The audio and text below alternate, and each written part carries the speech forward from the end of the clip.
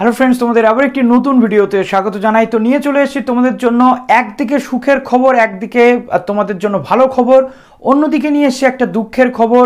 বলা ভালো তোমাদেরকে সাবধান করতেই কিন্তু এই ভিডিওটা অ্যাকচুয়াল বানানো। বর্তমানে আমরা দেখতে পাচ্ছি যে স্বামী বিবেকানন্দ স্কলারশিপ 2022-23-এর যে প্রসেস সেটা কিন্তু স্টার্ট হয়ে গেছে। এই কথাটার মধ্যেই কিন্তু লুকিয়ে রয়েছে একাধিক রহস্য। তো চলো আজকের এই ভিডিওটা সম্পূর্ণ তোমরা দেখলে তোমাদের যে বেসিক কনসেপ্ট সেটা ক্লিয়ার হয়ে যাবে, যে এই ভিডিওতে আলটিমেটলি প্রথম আমি কেন এই টার্মটা ইউজ করলাম।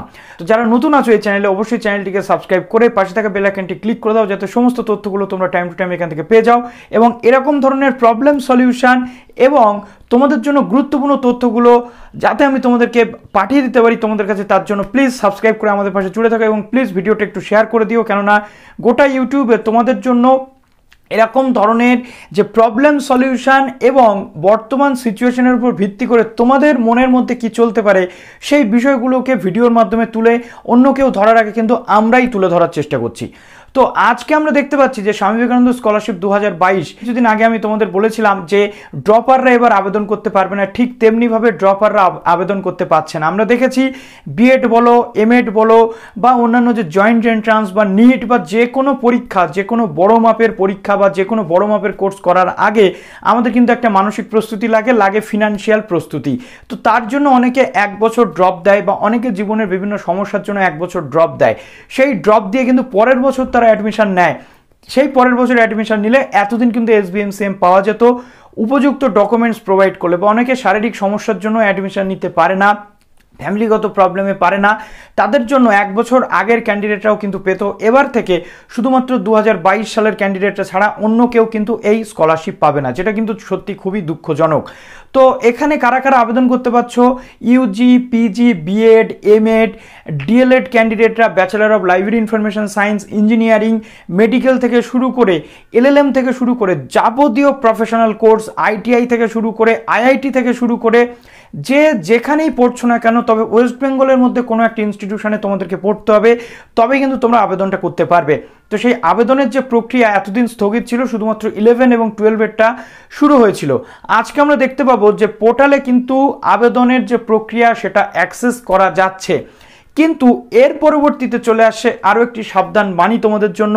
এই আবেদন প্রক্রিয়া শুরু হলেও এর ফলস্বরূপ তোমাদের এখন আবেদন করা উচিত নাকি আবেদন করা উচিত না। অনেকের আবার কিন্তু প্রশ্ন রয়েছে, দাদা আমাদের এখনো পরীক্ষার রেজাল্ট পায়নি।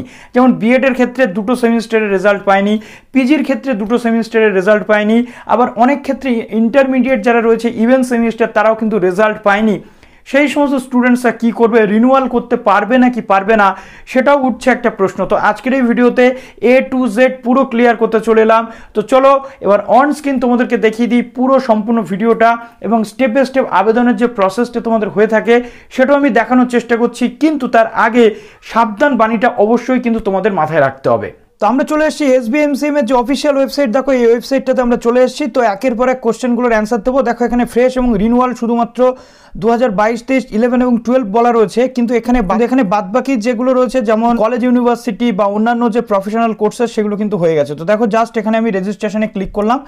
রেজিস্ট্রেশনে ক্লিক করার পরবর্তীতে এখানে তোমাদের সামনে এরকম একটি পেজ কিন্তু ওপেন হয়ে যাচ্ছে, যেখানে দেখো এখানে তোমাদের 11-12-এরটাই দেওয়া রয়েছে এবং এখানে কিন্তু তোমাদের এই বছরে 2022 সালের ক্যান্ডিডেটরাই শুধুমাত্র তোমরা আবেদন করতে পারবে, যেমনটা আমি তোমাদেরকে বলেছিলাম। তো দেখো জাস্ট এইখানটাতে তোমাদেরকে ক্লিক করতে হচ্ছে। দেখো এইখানটাতে ক্লিক করার পর প্রসিড ফর রেজিস্ট্রেশনে তোমাদের করতে হচ্ছে ক্লিক। তো 60% পেলে প্রত্যেকটা ক্যান্ডিডেট তোমরা আবেদন করতে পারবে। দেখো মাইনরিটি স্টুডেন্টসদের জন্য ঐক্যশ্রী পোর্টাল এখানে চলে এসছে। তো যারা মাইনরিটি স্টুডেন্টস রয়েছে তারা এই মাইনরিটি ক্যান্ডিডেটদের জন্য ওই পোর্টালটা রয়েছে। তারপর দেখো এখানে প্রধানত এই যে ডিরেক্টরেট অফ স্কুল এডুকেশন যেটা DSC, এখানে অ্যাপ্লাই ফর ফ্রেশ অ্যাপ্লিকেশন লেখা রয়েছে। দেখো এখানে তোমাদের যেটা রয়েছে directorate of technical education polytechnic যেটা, সেটা ফ্রেশ অ্যাপ্লিকেশন হিসেবে লেখা রয়েছে। এগুলো কিন্তু এতদিন সব লেখা ছিল না, অর্থাৎ ক্লোজ ছিল। এখন কিন্তু অ্যাপ্লাই ফর ফ্রেশ অ্যাপ্লিকেশন বলে যে অপশানটা রয়েছে এখানে তোমরা ক্লিক করতে পারছো। দেখো এইখানটাতে জাস্ট এখানে রয়েছে পাবলিক ইনস্ট্রাকশন যেটা DPI, যেখানে কন্যাশ্রী বা অন্যান্য যে সমস্ত জেনারেল ডিগ্রি কলেজ বা কন্যাশ্রীর স্টুডেন্টস যারা রয়েছে তারা আবেদন করতে পারছে। অর্থাৎ এখানে ইউজি, পিজি, b.ed, m.ed থেকে শুরু করে যাবতীয় যে জেনারেল ডিগ্রি কলেজ প্রত্যেকের জন্য কিন্তু এটা। তারপর দেখো এখানে মেডিকেল যারা রয়েছে apply for fresh application, DME যেটা ডিরেক্টরেট অফ মেডিকেল এডুকেশান, যেখানে তোমরা নার্সিং থেকে শুরু করে মেডিকেলের স্টুডেন্টরা জিএনএম এএনএম, তারপরে তোমাদের যে এমবিবিএস থেকে শুরু করে প্রত্যেক আবেদন করতে পারছো। তারপর দেখো ডিটি যেটা টেকনিক্যাল এডুকেশন অর্থাৎ ইঞ্জিনিয়ারিং রয়েছে। তারপরে এটা রয়েছে কিন্তু ডিটি অ্যান্ড ট্রেনিং অর্থাৎ যেখানে তোমাদের পলিটেকনিক বা আইটিআইগুলো রয়েছে। তো এখানে আমরা যে কোনো একটাতে যদি ক্লিক করি, ধরো আমি ফ্রেশ অ্যাপ্লিকেশানে ক্লিক করলাম, যেটা ধরো টিপিআই এর আন্ডারে অর্থাৎ যে আমাদের জেনারেল ডিগ্রি কলেজের আন্ডারে। দেখো এখানে কিন্তু আবেদনের যে পোর্টাল সেটা ওপেন হয়ে গেছে, এখানে বিভিন্ন জিনিস দেওয়া রয়েছে।